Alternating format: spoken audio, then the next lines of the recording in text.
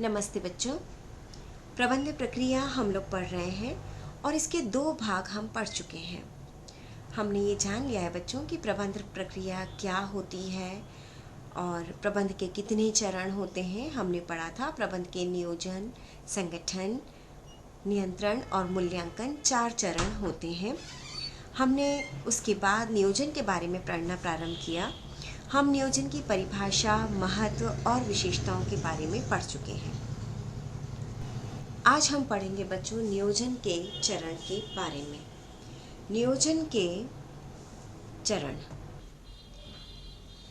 के चरण बच्चों अलग अलग होम साइंटिस्ट ने अलग अलग बताए हैं और सभी के अनुसार इसके लिए अलग अलग राय है।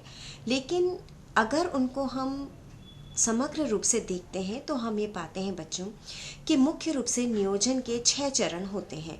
किन्हीं होम साइंटिस्ट ने पहले चरण को जैसे 3 भागों में बांटा है, दूसरे को 2 भागों में बांटा है, इस तरह से करके किया है। लेकिन मुख्य रूप से अगर हम नियोजन के चरण की बात करते हैं तो 6 चरण आते हैं।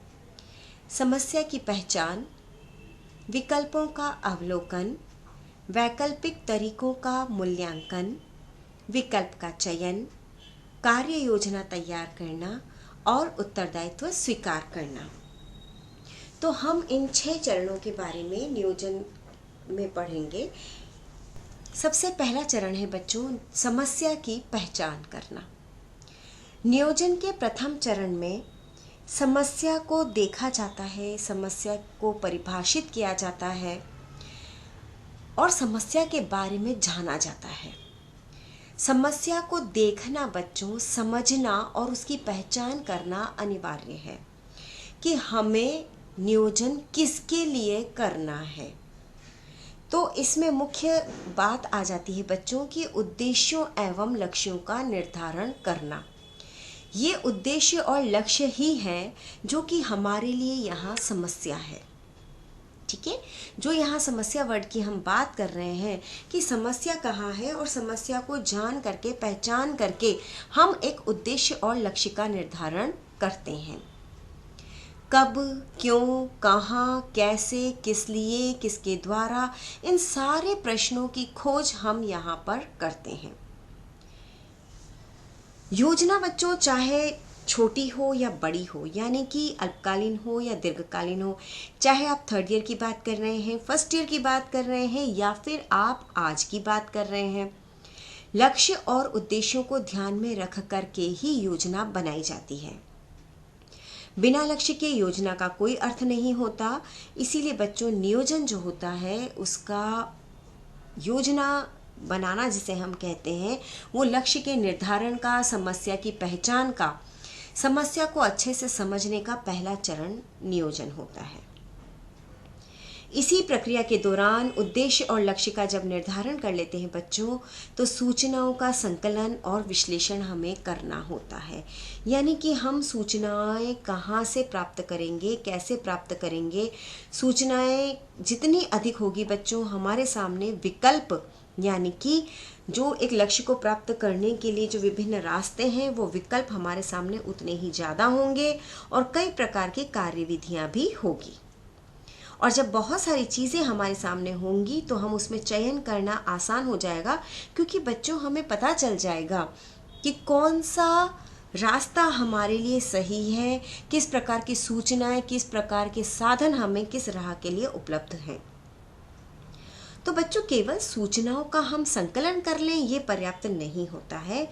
आवश्यक हो जाता है सूचनाओं का विश्लेषण करना और उनको सूचनाओं को उपयोगी, सुगम, सहज, सरल, आसान और लक्ष्यानुकूल बनाना आवश्यक हो जाता है बच्चों, जिससे कि उद्देश्यों की प्राप्ति हो सके।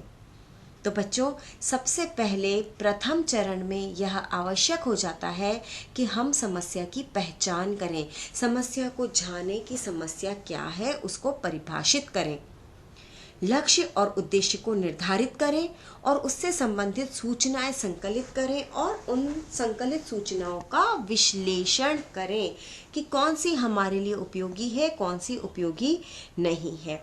अब बच्चों सूचनाएं टेलीविज़न से, रेडियो से, पत्र पत्रिकाओं से, अनुभवी साथियों से, परिवार के अनुभवी सदस्यों से कई व्यक्तियों से सूचना एकत्रित की जा सकती है। नियोजन के आधार का निर्माण करना जरूरी हो जाता है। आधार की स्थापना, उपयोग पर सहमति, जटिल समस्याओं का विश्लेषण करना, क्योंकि बच्चों हमें ये पता है कि हम जो योजना बना रहे हैं ना, वो भविष्य के लिए बना रहे हैं, और भविष्य कैसा है? भविष्य अनिश्चित है। कल क्या होगा ये हमें नहीं पता, किसी को भी नहीं पता, लेकिन हम कल के लिए नियोजन करते हैं, है ना। योजना बनाते हैं आने वाले कल के लिए, उसके बारे में समस्याओं को सोच करके कि क्या क्या आ सकती है, उनका समाधान ढूंढ करके हम योजना बनाते हैं। तो बच्चों, योजना के प्रथम चरण में आवश्यक होता है समस्या की पहचान करना, परिभाषित करना, उद्देश्य लक्ष्यों को निर्धारित करना, उससे संबंधित सूचनाओं का संकलन करना और विश्लेषण करना, नियोजन का आधार तैयार करना और समस्याओं को अच्छे से जान लेने के पश्चात उनकी व्याख्या और विश्लेषण करना अनिवार्य हो जाता है। बच्चों, अगला चरण आता है विकल्पों का अवलोकन करना। ठीक है। अब जब हमने समस्या की पहचान कर ली है, समस्या का हमने पूर्ण रूप से सूचनाओं का संकलन कर लिया है, ये देख लिया है कि हमें किस किस चीज़ की आवश्यकता रहेगी, नहीं रहेगी, तो विकल्पों को हम ढूंढते हैं। जबकि हम समस्या विश्लेषण कर चुके हैं, उसके बाद अब उस समस्या का समाधान कैसे करेंगे, इसके उपाय हम खोजते हैं। तो बच्चों, आप जैसा कि पिक्चर में देख रहे होंगे कि समाधान हमारे पास 1, 2, 3, 4 और बच्चों इससे भी ज़्यादा हो सकते हैं। समस्या एक है और उसको सुलझाने के हमारे सामने कई सारे समाधान हो सकते हैं। ठीक है। तो बच्चों, आप ये बात को समझें, जैसे कि मैंने आपको पिछले व्याख्यान में भी आपकी फर्स्ट ईयर का ही एग्जाम्पल दिया था, अभी भी मैं आपको वही एग्जाम्पल दूंगी कि जब आपने 12th क्लियर की, ठीक है, तो समाधान के रूप में जब आप समाधान चाह रहे थे 12th क्लियर करने के बाद कि अब क्या किया जाए, ये तो आपने समस्या को परिभाषित किया। अब जब आप समाधान ढूंढते हैं तो आपके सामने कई सारे रास्ते होते हैं। आपने सोचा होगा कोई टेक्निकल कोर्स कर लिया जाए, घर पर बैठ कर के कुछ काम किया जाए। आपने ये भी सोचा होगा कि ब्यूटिशियन का कोर्स कर लिया जाए, कुछ ऐसा जिससे कि डायरेक्ट अर्निंग हो, ऐसा कोर्स कर लिया जाए। या आपने सोचा होगा कि उच्च शिक्षा ग्रहण करके हम आगे की ओर बढ़े।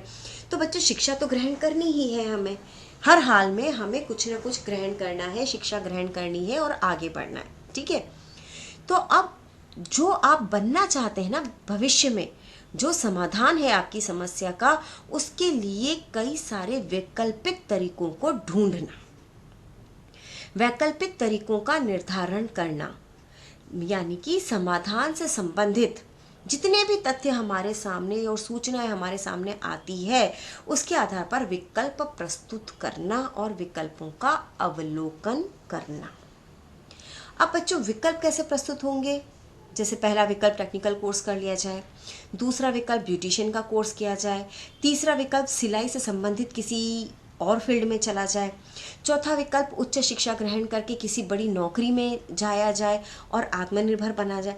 तो बच्चों, ये सारे समाधान के आपने वैकल्पिक तरीकों का इसके बाद निर्धारण किया। तो जब आप इन वैकल्पिक तरीकों का निर्धारण करते हैं बच्चों, और आपके सामने इन वैकल्पिक तरीकों से संबंधित विभिन्न तथ्य और सूचना जो आपने इकट्ठी की थी ना समस्या के दौरान, समस्या के परिभाषित करने के दौरान जो आपने विभिन्न तथ्य और सूचनाएं एकत्रित की थी, उनके आधार पर आपके सामने विभिन्न विकल्प आते हैं। ये जो 1, 2, 3, 4 लिखे हुए हैं, ये सारे विकल्प हैं जो कि आपके सामने आते हैं। अब हम बात करते हैं बच्चों अगले चरण की, वैकल्पिक तरीकों का मूल्यांकन। अब बच्चों, आपने क्या किया, जो समस्या को परिभाषित करने के दौरान जो सूचनाएं आपने एकत्रित की थी, उसके आधार पर आपने कई सारे विकल्प ढूंढे। ठीक है। अब आपके सामने कई सारे वैकल्पिक समाधान आए कि आपकी समस्या का समाधान 1 से हो सकता है, 2 से हो सकता है, 3 से भी और 4 से भी, किसी से भी आपकी समस्या का समाधान हो सकता है। तो अब आवश्यक क्या हो जाता है बच्चों कि इन तरीकों के मध्य मूल्यांकन करना आवश्यक हो जाता है। वैकल्पिक समाधान जो हमारे सामने है, अब हम क्या करेंगे कि जितने विकल्प हमारे सामने हैं, ठीक है, जितने विकल्प हमें मिले हैं उन एक एक विकल्प का हम पूर्ण रूप से अध्ययन करेंगे। ठीक है, हम यहाँ क्या कर रहे हैं बच्चों कि वैकल्पिक तरीकों का निर्धारण, उनकी खोज और परीक्षण तो हमने कर लिया, लेकिन बच्चों वो काफ़ी नहीं है। हमारे लिए आवश्यक हो जाता है कि ये जो विभिन्न वैकल्पिक तरीके हैं 1 2 3 4 के रूप में हमारे सामने, उनका हम क्या करें, मूल्यांकन करें। मूल्यांकन करना यानी कि तुलनात्मक अध्ययन करना कि कौन सा विकल्प हमारे सामने बेस्ट विकल्प है। तो उसके लिए बच्चों हम क्या करते हैं कि विकल्प के प्रभाव की मानसिक परिकल्पना बनाते हैं, एक एक विकल्प को चुनते हैं। जैसे कि हमने नंबर 1 चुना, अब उस नंबर 1 विकल्प को कार्य के प्रारंभ से लेकर के यानी कि योजना बनाने के प्रारंभ से लेकर के योजना की समाप्ति तक यानी कि लक्ष्य प्राप्ति तक हम मानसिक रूप से उस विकल्प के प्रभाव की परिकल्पना मस्तिष्क में हम अनुगमन करके करते हैं। ठीक है, तो ये कार्य बच्चों लक्ष्य और उद्देश्यों को ध्यान में रख करके किया जाता है और इसके लिए नियोजनकर्ता को अनुभवी व्यक्ति से भी विचार विमर्श करना चाहिए और परामर्श लेना चाहिए। इसके लिए अपनी कल्पना शक्ति, स्मरण शक्ति, तर्क शक्ति, चिंतन शक्ति, दूरदर्शिता, इन सभी का अवलोकन करना चाहिए। और जब इन चीज़ों का अवलोकन किया जाता है बच्चों, प्रत्येक चीज़ का अवलोकन, तो उसके हर समाधान के यानी कि हर विकल्प के या हम कहें हर समाधान के गुण दोष का अध्ययन हम करते हैं।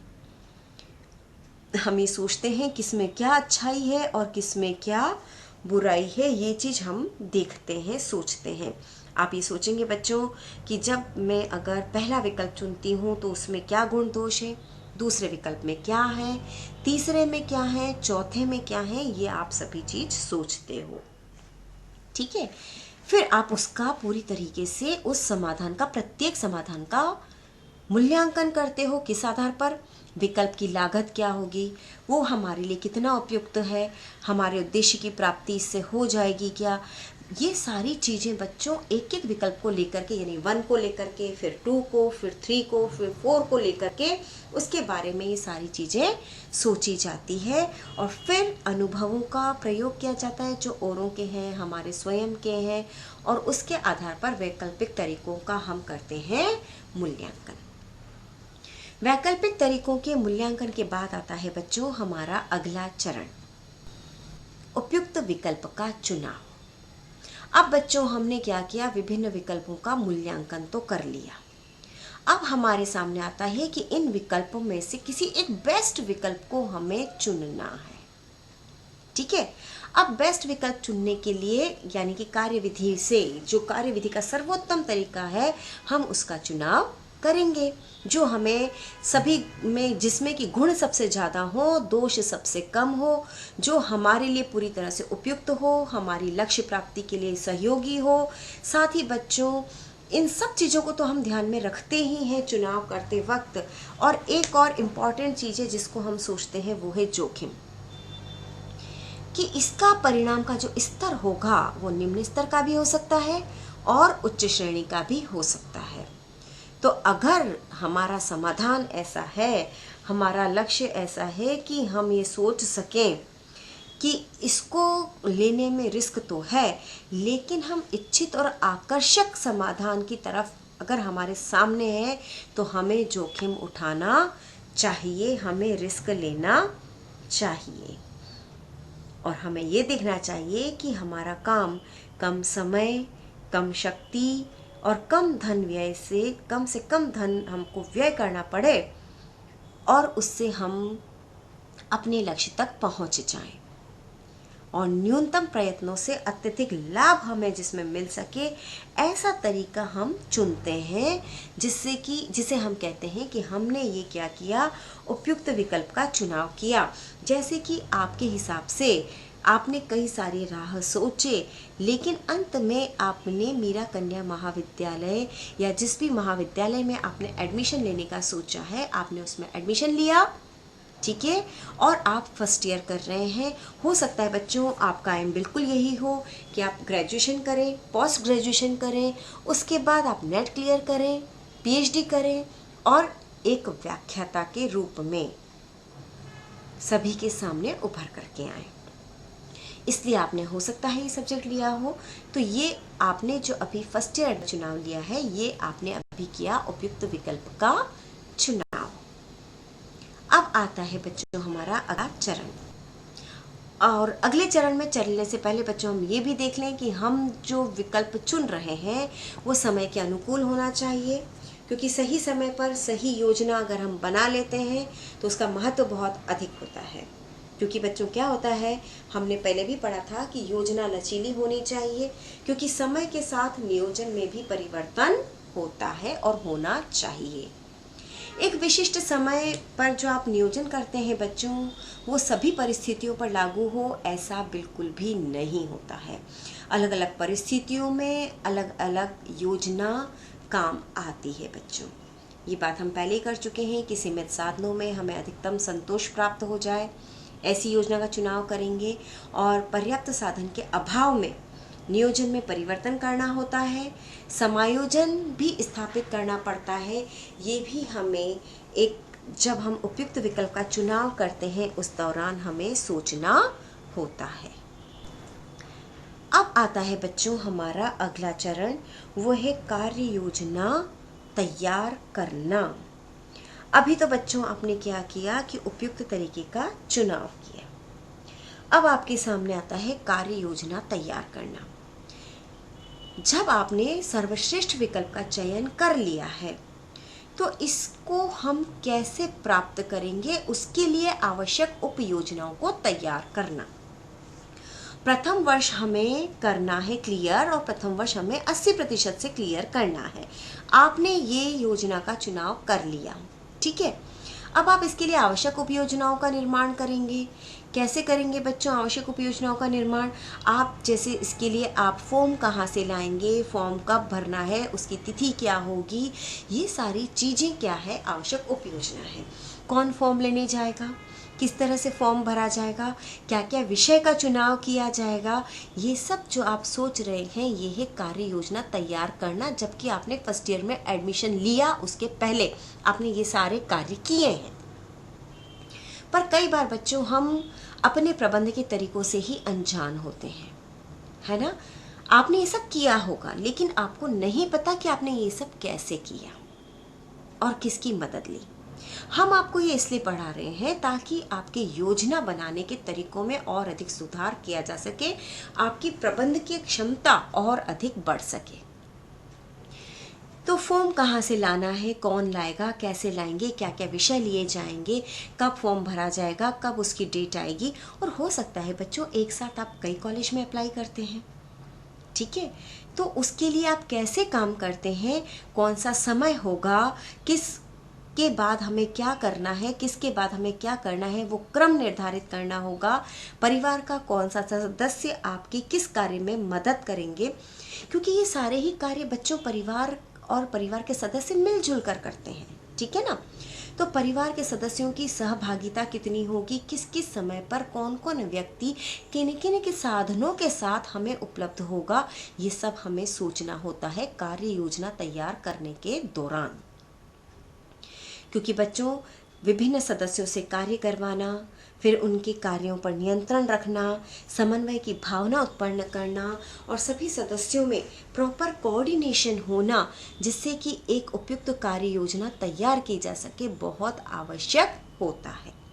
तो ये सारी चीज़ें आप करते हैं नियोजन के इस चरण के दौरान, जिसका नाम है कार्य योजना तैयार करना। अंत में बच्चों होता है उत्तरदायित्व स्वीकार करना। जब आपने कार्य योजना बना ली, कार्यक्रम का समय और क्रम भी निर्धारित कर लिया आपने कि कौन कौन किस किस क्रियाओं को करेगा, कौन सी क्रिया किस समय पर होगी, ये सब आप निर्धारित कर चुके होते हैं। उसके बाद आप सदस्यों की सहभागिता की बात भी कर सकते हैं बच्चों, क्योंकि अकेले तो हम सारे कार्य नहीं कर सकते हैं। ठीक है, ये भी आपने कर लिया। अब आपने कार्य योजना जब तैयार कर ली तो नेक्स्ट पॉइंट हमारा आता है कि या जिसे हम कहते हैं योजना का अनुसरण करना, उत्तरदायित्व को स्वीकारना। अब हमने कार्य योजना तैयार कर ली है, हम आगे की तरफ बढ़ रहे हैं। हम अब उस योजना को फॉलो करेंगे, अनुसरण करेंगे, क्योंकि बच्चों केवल योजना बना देना, सदस्यों की सहभागिता के बारे में सोच लेना, उनकी सहभागिता प्राप्त कर लेना काफ़ी नहीं होता है। और ना ही बच्चों सिर्फ सोच लेने से, मानसिक रूप से कोई बात निश्चित कर लेने से संस्था, परिवार या व्यक्ति के लक्ष्य प्राप्त हो जाते हैं, ऐसा नहीं होता है। बच्चों, आवश्यक होता है उत्तरदायित्व को स्वीकारना, यानी कि अनुसरण करना, और परिणामों को स्वीकार करना। अनुसरण करने से, फॉलोअप लगाने से हमें ये पता चलता है बच्चों, आधार का पता चल जाता है कि योजना सफल रहेगी या नहीं रहेगी। नहीं तो क्या कारण रहेंगे और क्या कारण रहे, और हाँ तो किस वजह से ये योजना बहुत अच्छे से और पूरी सही तरीके से हुई है।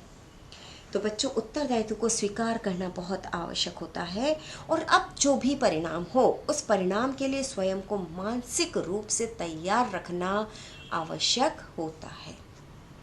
तो बच्चों, हमने आज पढ़े नियोजन के विभिन्न चरण कि जब योजना बनाई जाती है तो पहले हम क्या करते हैं, फिर क्या करते हैं, फिर क्या करते हैं। तो हमने ये पढ़े थे बच्चों नियोजन के चरण। आशा है बच्चों कि आपको नियोजन के ये सभी चरण समझ में आ गए होंगे कि किस प्रकार से योजना बनाई जाती है और योजना बनाने के दौरान हम किन चरणों से होकर के गुजरते हैं। धन्यवाद।